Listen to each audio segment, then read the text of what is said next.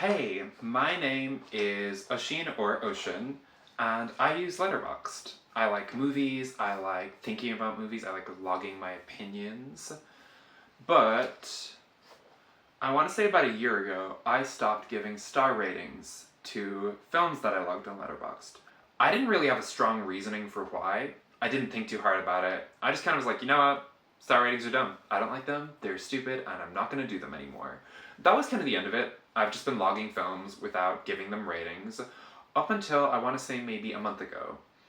Um, Me and a group of friends do this little book club where every week someone will nominate an album.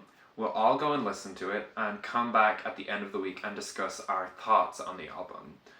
And in a discussion a couple of weeks ago, there was an album that was very well made, but I didn't like. Didn't think it was ambitious or interesting.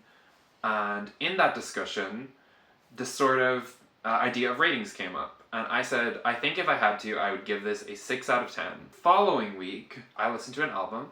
This one, I didn't think was very well made, but I kind of liked it. It was cute, it was very like 2010 emo, it was really going for a specific vibe.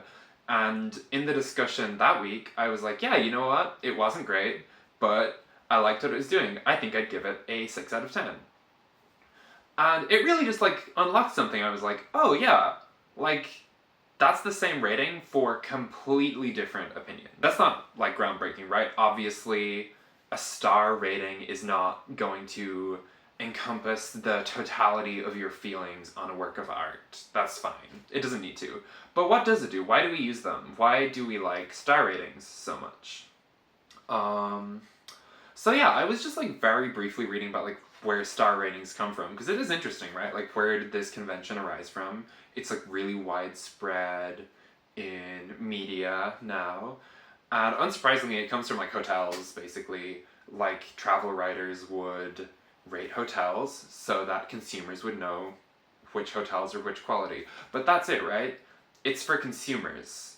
Like the actual purpose of star ratings, it obviously evolved from there into criticism. So like Roger Ebert classically had the 4-star rating that he used for films, and it's in like all forms of art. But yeah, the purpose is so the consumers in an age where the consumption of art was limited by like how much money you could spend, could decide which art was worth their money. If you saw a film rated 4 stars, you're like, cool, I'm gonna like go buy a ticket for this or buy it on DVD or cassette or like whatever. But we're kind of past that era now, right? Like we are in an era now where the vast majority of people do not individually pay for the works of art that we consume. Like I subscribe to Spotify, and with Spotify, you're paying about the same amount per month for unlimited consumption of music as like a single album might have in the early 2000s on CD. So I would say it's pretty clear that the original purpose of the star rating isn't applicable anymore, right? Like, we're not using it for that. So why are we using it? I think you could argue that it's like, on a very personal level, we're all critics now. Like, we're all publicizing our opinion for a very local audience of, like, often just our friends, the people who follow us on Letterboxd or any of the other ones. Like, I know there's Album of the Year for music. I'm sure there's stuff for books and stuff as well. But I can say personally, the chances that someone who follows me on Letterboxd saw my 5-star rating of a film and was like, you know what, this is worth my time, I'm gonna go watch this film now. I don't think that happens, or if it does happen, it's really isolated incidents.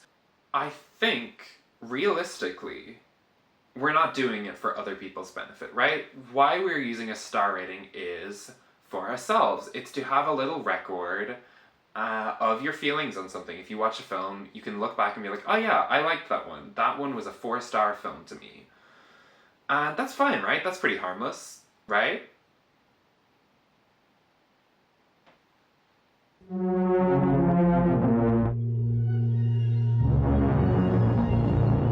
When I was about 17, 18, I used to make a podcast with a friend of mine. It was very cringe, and I think we had maybe 2 to 3 monthly listeners, which was awesome. But we had fun making it.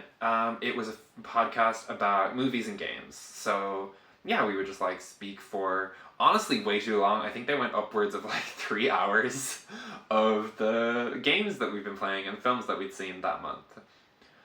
But it kind of led me to change how I consumed art. It's pretty predictable, right? Like, I knew that I was making a podcast, so I would be watching a film and being like, what do I think of this film? What, like, interesting opinions do I have? What am I gonna say when I inevitably talk about this for my vast audience of my 2 Discord friends that are gonna hear this? And I would say that's not how opinions work, right? Like, that's not why we consume art. So, why do we consume art? That is a really big existential question. And unfortunately, in all of my wisdom, I cannot answer that for the entirety of the human experience. But I can talk about why I like art, and of course, part of that is for entertainment. And part of it, I would say, is to think about things, including myself, in ways that I otherwise wouldn't, by engaging with different people's understandings of those things, to challenge ourselves. I read Dr. Seuss a lot when I was a kid, and I would say that now, as I am making art and making films, a lot of the aesthetics that he worked with have found their way 2 decades later into my own artwork. And I also watched Your Name when I was 16 years old, and it made me cry a lot. It made me really, really sad. I got brutally made fun of by my friends for sending this Snapchat image of me like 16 years old, covering my face, bawling, crying, red, puffy. It was so embarrassing. And it's only in the last couple of years thinking about that I figured out that it was making me think about gender in a new way for the first time, in ways that really affected me in the years after I watched it. And that's the biggest issue with that really utilitarian way of processing art. Like, that's just not how art works. I don't think we can know how art is affecting us as we're consuming it.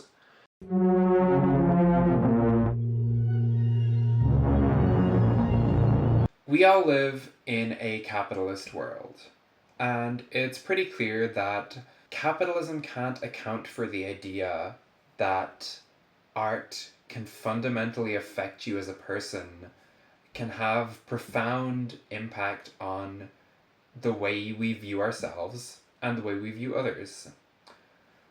Under capitalism, art is about box office numbers, it's about bestseller lists, it's about value. How much value is an artwork worth? So, why do we like star ratings? A star rating allows us to boil down an artwork to value. We can engage with a movie, finish it, and happily conclude this was worth 3 stars of value to me. We can wrap up our experience with it, we can shelve it, log it in our Letterboxd, and be done with the experience. But as I've hopefully demonstrated, you can't boil down the experience of how art shapes you to a numerical value, as much as capitalism might want us to. And none of us can avoid the discomfort that comes with trying to understand stuff outside of a capitalist framework. We've all been raised in capitalism. But it seems sad to me to willingly give yourself over to this hyper-capitalist way of understanding what art means to you.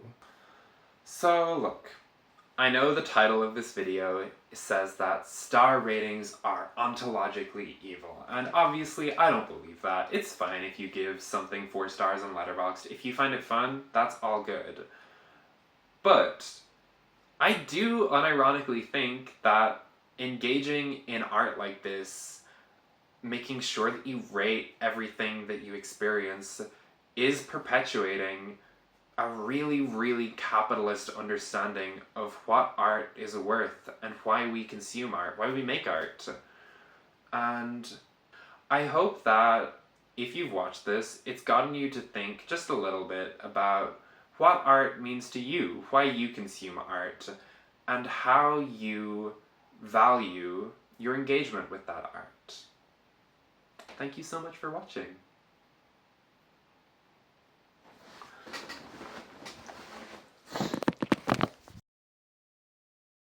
I have this little sheet of the most bullshit scribbled illegible notes that you could possibly imagine. So I don't really have a script. I'm gonna be rambling here, but that's fine.